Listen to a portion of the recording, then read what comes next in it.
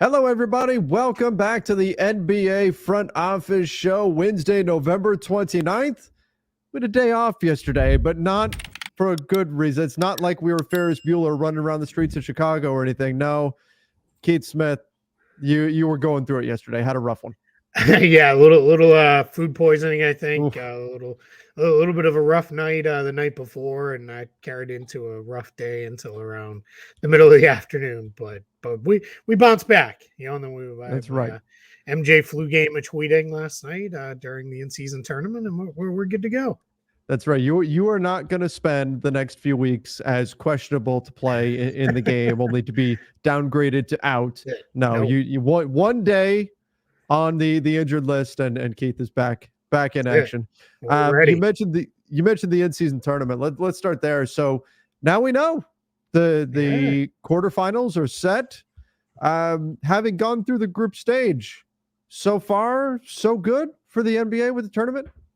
I think so. I really enjoyed it. I thought Yeah. the last night was so fun with all of the different stuff that was happening with the games, with teams trying to win by X amount and just trying to win, period. And Mm-hmm. then you had, all right, well, we did like with the Celtics specifically, they were about 4 to 5 minutes ahead in real time of the Nets game. And they had already done their part. They had won by 27. They needed to win by at least 23 to win the group. And then it came down to, are the Nets going to win? But are the Nets going to win by only, I think it was 12 or less that the Mm-hmm. Nets needed to win by, or something in that range. So it was like, all right, the Nets looks like they're going to win. And then all of a sudden, the Nets were like, let's go in the last minute. And we're like, let's try to, score a bunch of points. And they were really racing up and down the floor when they already had the game in hand, trying to get themselves through. So, that stuff to me was fun. I know some of the players talked about it doesn't feel right to be running up these scores. It's not Yeah. what you do. But I don't know if you saw it. Candace Parker, I thought, made the best point. And she's played in these style of events when she's played overseas before. Mm-hmm. And she was like, that's how it works over there, whether it's soccer or basketball, men's or women's. Point Mm-hmm. differential is the tiebreaker. So nobody gets bent out of shape when a team tries to run it up and score a little bit more, because that's a big part of how you advance in these things. So I thought that was the right kind of take to have about it. Yeah, and look, there's tweaks that can be made for sure. I'm sure they're going to tweak things for next year, and maybe there's some different things. I'll say this from my perspective, even if somebody who does this, I thought it was very difficult to keep track of what everything meant, of who was Yep. going through when and what point totals needed to be. And part of that is just it's the nature of the beast. It's what happens when you've got smaller groups and just a handful of games and all of that. But still, I had a very tough time keeping track of it. And that's me, and I do this. So if the goal is to bring in more of the casual fan, I think you've got to do something to make that translate a little bit better. But other than that, that's my lone criticism. Other than that, I thought it was pretty fun. I thought the teams played hard. I thought we saw guys that there were question marks about do players care about $500,000, right? To us, we hear these guys are millionaires, and so $500,000 is nothing to them, and all of that, right? We don't our bank accounts, most of us anyway, our bank accounts they don't live in the same territory as these guys. So it's hard to really wrap our minds around those kind of numbers. But the answer was yes, they do care about $500,000. It does matter, and I thought we saw some good basketball as a result. I just put up on the screen here for YouTube viewers the tournament bracket now. The quarterfinals are set. It's Celtics and Pacers, Knicks and Bucks, Suns and Lakers, and Pelicans and Kings. So I also like that it wasn't just like the top teams in each conference that Mm-hmm. got through. It's not just 1 through 4 in each conference that are through, and then off you go. There were some surprises to come through too. So that was good to see.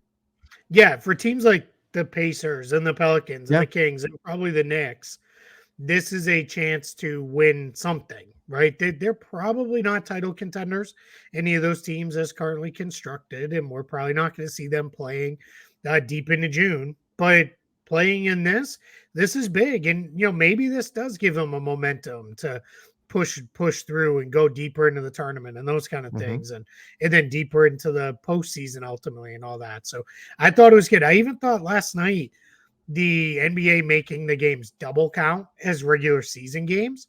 Yeah. You had the Rockets had to beat the Mavericks and they would have won their group.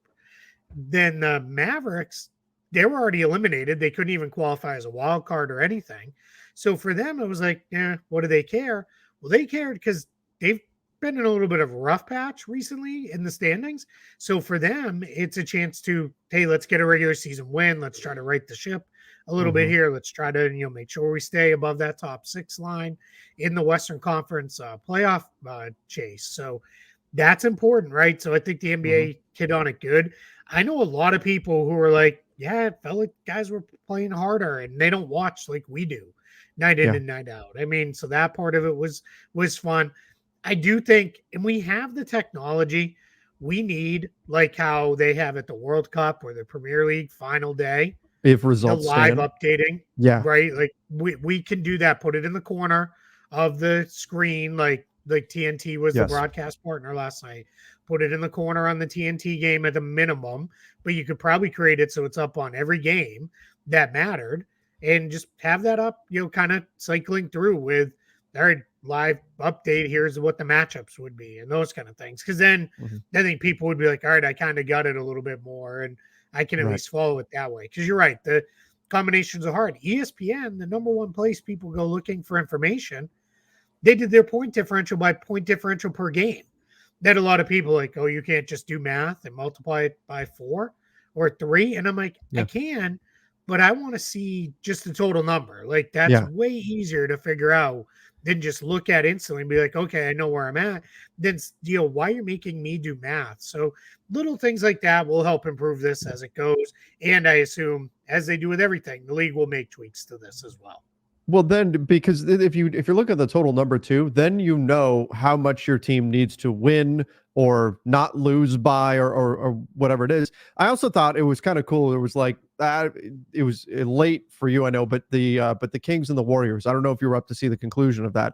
That was a crazy finish, a great way to close out the group stage, and you could see both teams. Like at least I felt like I could tell that both teams had the number in their head that they needed to get to in order to get there. And then there was a point where the Kings were like, okay, we're pretty safe to go through. Yep.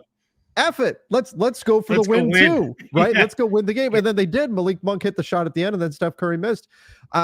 You could almost see them kind of, trying to edge each other out at that point total. And then the Kings went on a run and they went, we could pick up a regular season win too. And they went and did it. Yeah, and the Warriors, they were up big in that game, and it felt like when the Kings started their comeback Yeah. and they started to pull it in closer to the range, I want to say it was the Warriors I think the needed number was to 11. win, and it was 11, I think it was. So I think it was like they had to win by 12 or more. The Kings could lose by 11 or win. When it got close to that number, it felt like the Warriors got tight.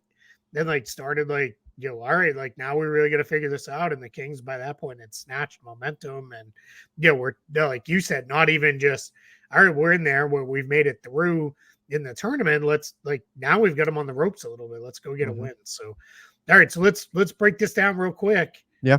Wait, let's do it. We'll do it day by day. So Monday, the 4th of December. So what is that? 3-4 days from now. Yeah. Let me just real quick rant aside.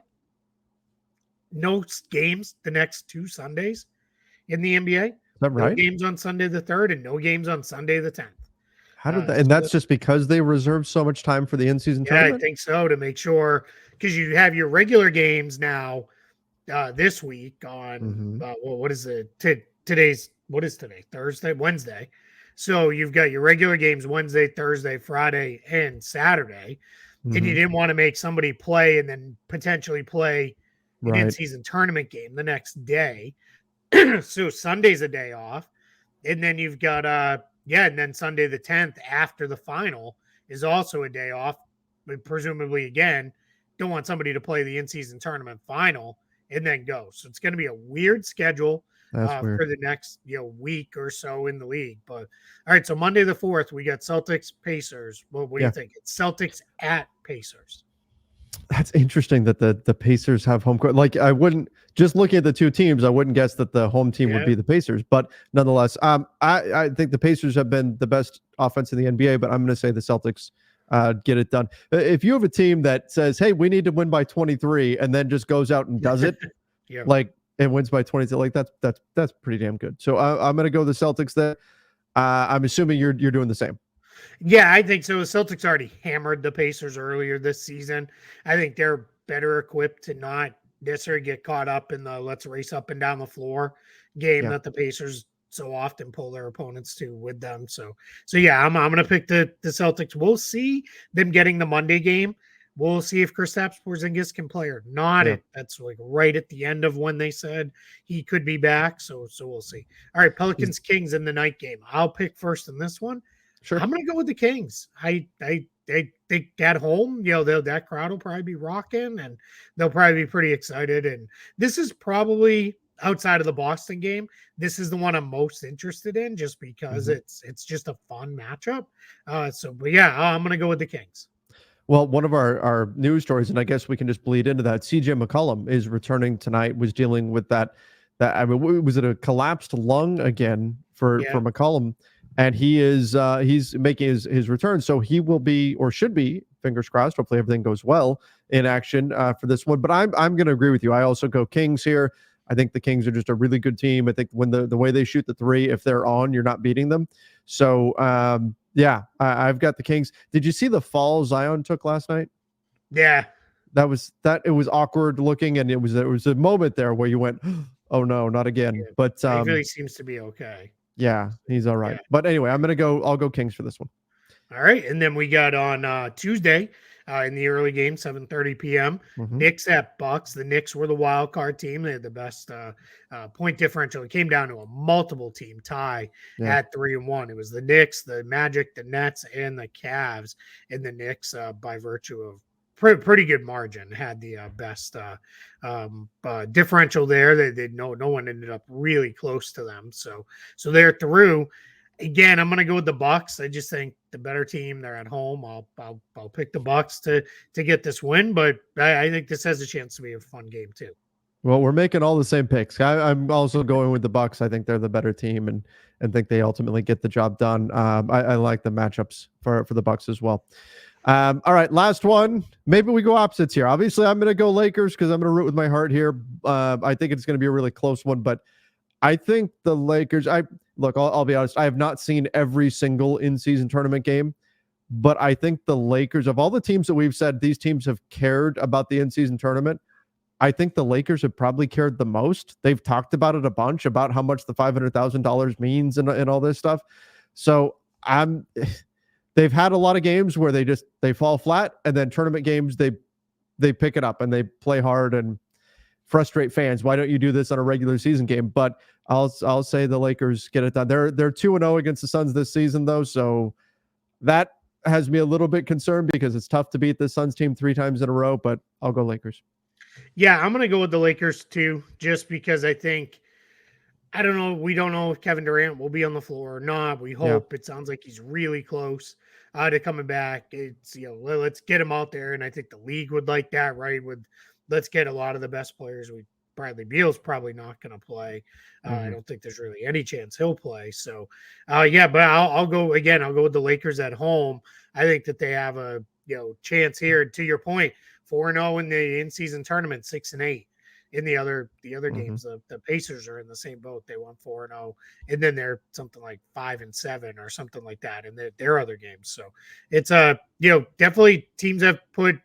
I'm not going to say put like way more priority on this, but it is something where you have seen some teams play hard and really try to get through and push through. And the Lakers were, the Pacers, just by virtue of their game, finished earlier in the day than the Lakers, but they were the first 2 teams to clinch by both going undefeated in their groups. So yeah, I'm very curious to see with this one. We'll do the semifinals and the finals because we're a little pressed for time today. We'll do those when we know them there. It's funny. I saw a lot of people watch, we're going to get Celtics Lakers as the final in this, but then not the NBA finals. then I was like, well, it doesn't matter. We're still going to count it as the battle for banner 18. So, okay, that's a good question here. It's because and you are maybe the only other person, the only other fan base that can speak to this. Are you hanging that banner? No, right? Yeah, like, I wouldn't. But the NBA, NBA, Adam Silver is going to say, hang this. They want this to be legit. There's going to be pressure there. But if you're the Lakers, if you're the Celtics, you've got 17 NBA championships. Other teams are hanging like Pacific Division banners. Yeah, I don't know who would be doing that. But but our teams don't do that. So what are you doing with this award? Like, is this something you're putting in the rafters? Because I would say no.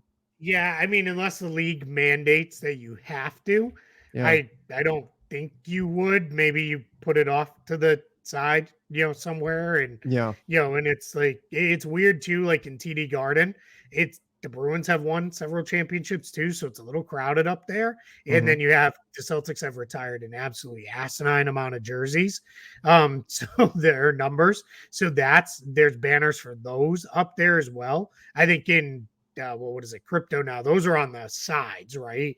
The retired they're kind of back up and on the wall. The wall, yeah. So in Boston, they have like a little, like, it's like their number on like a banner, and then there's like, I don't know what it is. It's like maybe 10 per thing, but because they've retired so many of them, they have like 3 banners worth of them that hang up there. So yeah, it gets a little crowded, and I don't know.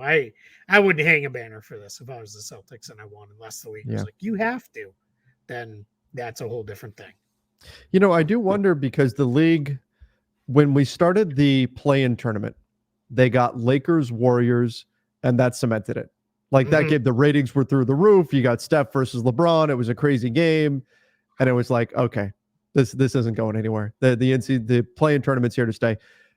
If it winds up Lakers, Celtics, that will, I mean, I already think it's a done deal. I think it's been successful enough to where it's coming back next year, but that will 100% cement that the in-season tournament's going nowhere. Yeah, absolutely. Yeah, without a doubt, that would be massive if that was the finals matchup. They would absolutely love that.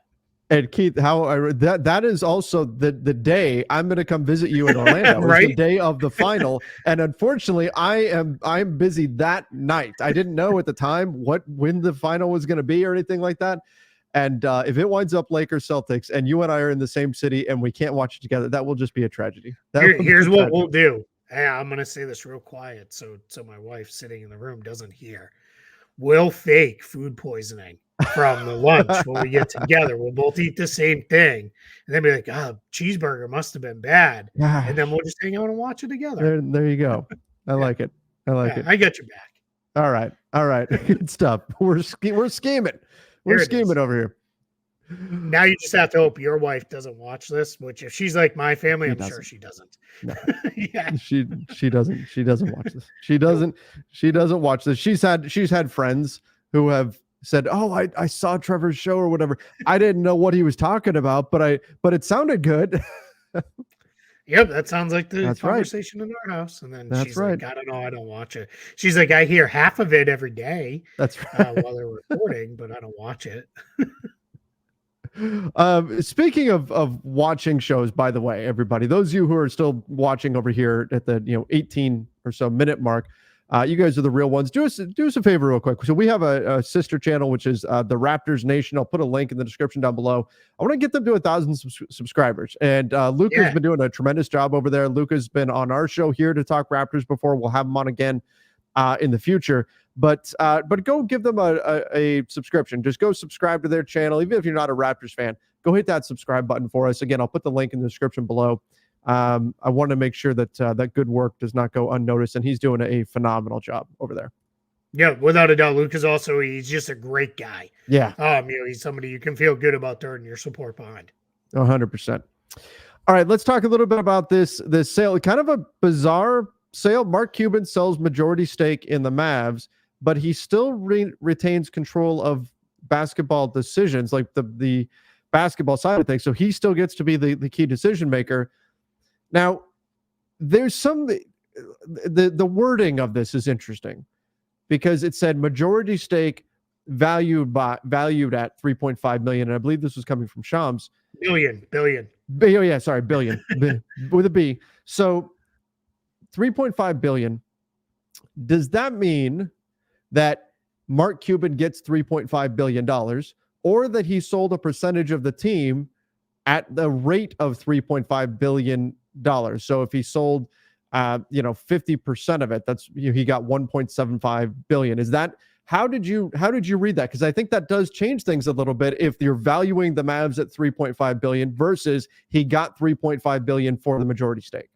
The way I always read those things, unless it is called out differently, and rarely is that the case, is that it was valued at he sold at a 3.5 billion valuation. Mm-hmm. And then whatever percentage of the team he is selling. I've not seen that other than majority stake. So that could be 50.1% of the team. That could be 51%. That could be 75%. We don't know yet. We haven't seen anything made overly clear on that. He's going to get whatever that percentage is of that 3.5 billion. Now, and excuse me, another piece of reporting that came out in addition to that was that he could have probably pushed a higher valuation, probably in the range of 4 to 4.5 billion.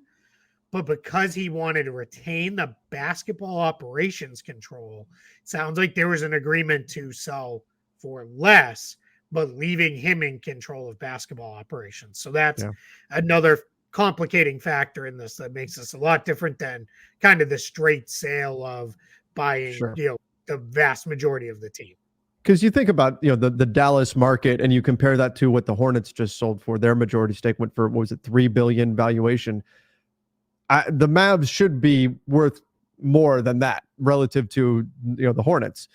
So that's, I think that does make sense that was probably a bit of a negotiation there of, hey, in exchange for being in control, I'm going to take a lower valuation on the team. And I mean, when you've got, I don't know, Keith, I'm not a billionaire, but if you've got 3 billion versus 4 billion, like at what point do you just say, I have more money than I could ever possibly spend in my entire life, and I'll take 3 billion instead of 4? Like, is that really going to change Mark Cuban's life? Probably not, right? Whereas he still gets to run the Mavs, so I get it.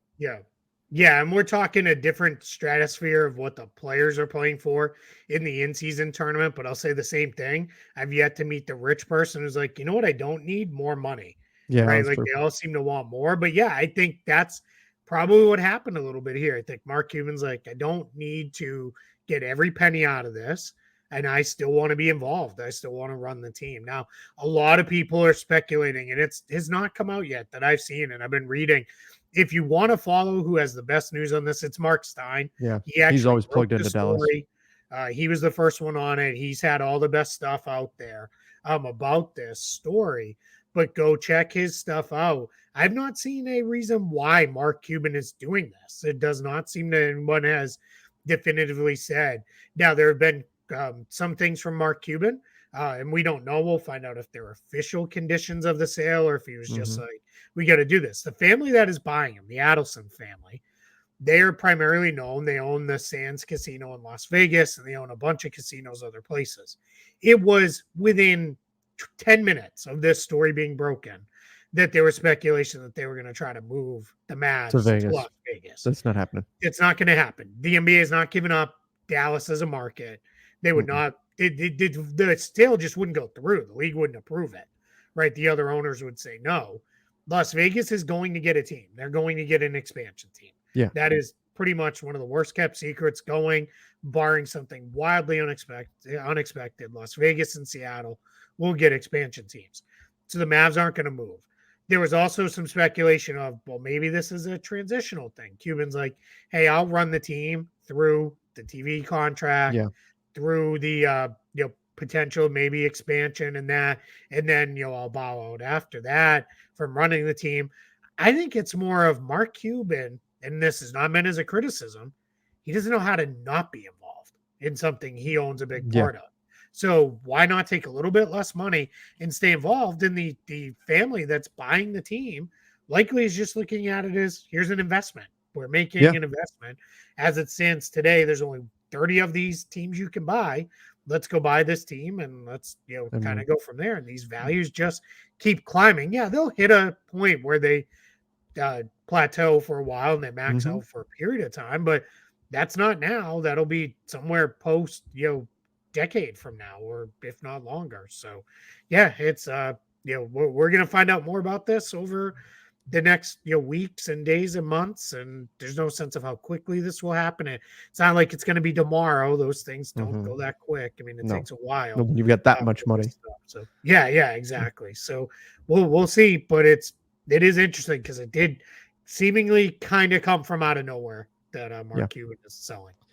Well, it's what's and this may not be related at all, but this came within what, a day or two of the announcement that he's going to be leaving Shark Tank, that the Yeah, next season is going to be his last on Shark Tank. Um, I know there was a time when if you followed Cuban's tweets, it sure seemed like he was setting himself up for some type of political run. yeah, at Um, some and point, yeah.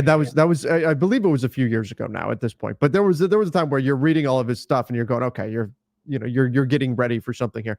I don't know if that's what's coming out of all, or if those things are him leaving Shark Tank and this sale are completely unrelated, or if there's something else or whatever. It's something I'm going to be keeping an eye on. That those two things coming out this close together, is there a reason for that, or is it just circumstance? It just happened to be that those two things happen to come out now. That's something I'll be Yeah, keeping an eye on. and I don't know enough about his political aspirations to know, is he gearing up? Obviously, it wouldn't be this election cycle. That's way too short of a timeline. But is he Yeah. gearing up for something like that? I know there was some stuff out there about how he's really looking to grow. He runs that prescription drug service Yes. where it's Yeah. like you can get it for a lot less. So there's sounds like he wants to really expand that business. So I mean, Mark Cuban is a guy who the reality is we all know him because of the Mavs and now because of Hmm. Shark Tank and all this other stuff. But yeah, I don't even know how many people know he basically made his money because he was one of the pioneers of internet radio, Yeah. kind of a forerunner of what we're doing right now. Especially if you're listening to the podcast side, he was a big part of that. Like he was He's a big part of making that stuff happen. So the that's a Podfather. whole thing. Yeah, to an extent for sure. So yeah, so we're gonna see where he goes. He's a guy who's obviously got a lot of interest in doing a lot of different things. So yeah, we'll find out. But yeah, it's definitely was a little curious that this came right where it was, and you gotta kind of wonder, was he getting the pressure from the Adelson family to buy the team because I think there's some people like, let's get this done before the TV deal happens, and then maybe these teams are worth even more money. Then Yeah. we're not going to get them for so good. So we'll see how that comes together. All right, let's get to this. Jamal Murray is on the mend, should be returning soon from his hamstring injury. That'll certainly be a welcome sign for the Nuggets, although they do have that Jokic guy who's been pretty darn good. Although, He do you did see miss a game himself the other day he too, did, and and they they still won beat the anyway. Clippers. Yeah, Unreal. DeAndre Jordan with the throwback. It was two former Clippers, Reggie Jackson and DeAndre Jordan, taking Yeah, down the former team. that's the kind of thing where DeAndre Jordan, like, what, maybe a handful of times over the course of a year of an NBA season, a guy like DeAndre Jordan can have a throwback, Yeah, throwback performance. But I bet you he's hurt for the next week. You know yeah, what I yeah. mean? Like, DeAndre Jordan's like, I'm in the recliner now, and I'll yep, see you yeah. next Thursday. Yeah, Call me when you need me again in like a month. Otherwise, I'm going to be sitting over here resting back up. But yeah, I mean they got it done. So credit to them. yeah, for Uh, sure. Last thing we've got, Shams Charania saying that the Bulls, he believes, would want Austin Reaves in a Zach LaVine trade. We previously had news, God, it was a week or two ago, that the Lakers would not include Austin Reaves in any deal. I've covered this quite a bit for Lakers Nation, but to me, it's, of course they do. Like, that's what every team was going to ask for in any negotiation with the Lakers. They're going to say, hey, what about Austin Reaves? Let's put him in. We'll see. We'll see ultimately where it all goes, if Zach LaVine is traded or not. Again, I'm not expecting anything to happen until probably after January 15th. But let me ask you this, Keith, the answer may just be it's an eye of the beholder thing. Is Zach LaVine a positive value on his contract? He's neutral, at Okay. least for me. I wouldn't call him a negative Agreed. Yep. contract yet, because being able to create your own shot and create offense and create it for yourself and others is still a skill and still a valuable skill. So I would, I think, I would say he's, still at a minimum a neutral contract. Where I thought you were going to go is he better for the Lakers than Austin Reaves is? Mm. And if you put Zach LaVine and Austin Reaves just in a vacuum, I'm taking Zach LaVine. Sure. He's just a more Absolutely. productive player. He's a more proven player, but he also makes basically 3 times 4 more times. than almost 4 times almost, more than Austin Reaves does. So once you say that, I don't know. Austin Reaves has also shown, hey, I can play just fine with LeBron and AD, and I can be the third guy, the fourth guy, the fifth guy, whatever it is when I'm on the floor. I can adapt and be that player. And I don't know that LaVine can do that. So for the Lakers, as currently constructed, considering there's no world where an Austin Reaves for Zach LaVine trade straight up works, that would never be a thing. I don't know that I'm putting in the extra players and then whatever else it takes to go get Zach LaVine. But I don't know that he fixes all that much, for the Lakers. And I get it. Some people are down on Austin Reaves right now, but we're a month into the season. Like it might just be a slump. I'm not going to write Austin Reaves off. I also wasn't, Austin Reaves might be a top 25 player in the league where some people were getting bananas either. Like the truth is somewhere in the middle. He doesn't stink and he's not, an all-star. Like he's just a very good high-end role player who's on a great value contract for what he is as a player. So yeah, considering they have to put in Hachimura or other stuff and D'Angelo Russell. Then I'm like, I don't know that I'm going all that effort to make that happen. It just doesn't seem to be worth it to me if that's where I was going to go for the Lakers. Yeah, because I'm getting Zach for a quarter of the cost. Austin Reaves is not a quarter of the player of Zach LaVine, so might as well just roll with what I have. You'd have to believe very strongly that Zach LaVine it has been held back by the teams that he's been on, that the teams haven't been that good, but it's not been him. It's been, if he was in a different environment, then things would be different and he would really be able to ascend to new heights. That's what you'd be banking on. If you're the Lakers, if you're any team and you're parting with draft capital plus the salaries that would have to go out to make a deal work. I think about two, and I'll just crystallize this. I'll bring it back to the Celtics if I can for a second here. Sure. Think about how their summer went, right? The Brogdon thing fell apart on them and they didn't trade him. And then because that didn't happen, they were able to go use his contract, which is really what happened, to get Drew Holiday. And we don't know what will happen between now and the trade deadline. And Reaves can't even be traded till January 15th anyway. But let's say if on January 15th, the Lakers went and traded Zach LaVine, and then, I don't know, player X, who's amazing, is like, yeah, I need out. And they become available. And it's like, we could have done cost. That. Now you can't, that's not how you run a team. You can't live that way. Because if you're always living off what if somebody else becomes available? Guess what? Then they don't. Then you kind of get stuck and now you didn't do anything. But that's going to also be a factor where it's like, if you at all believe another guy could come available that you like more than Zach LaVine, sometimes it's better to just hold on to your assets. That always goes back to the trade you don't make is sometimes better than the ones you do. So, it's going to be interesting. But the main reason we want to put this out there is because it's out there from one of the leading NBA insiders. But also, let's just remind everybody, once again, Austin Reaves can't be traded until January 15th.